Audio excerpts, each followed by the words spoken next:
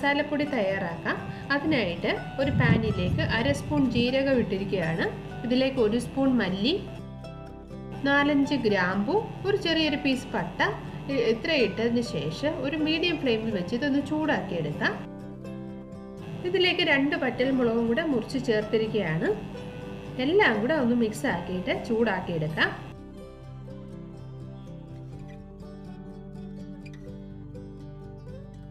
ഇപ്പോൾ മീഡിയം ഫ്ലെയിമിൽ ഒരു 2-3 മിനിറ്റ് ആയിരിക്കുകയാണ് നമ്മുടെ മല്ലിയൊക്കെ ഒന്ന് ചൂടായിട്ട് വന്ന്. ഇനി ഇതൊന്ന് പൊടിച്ചെടുക്കണം.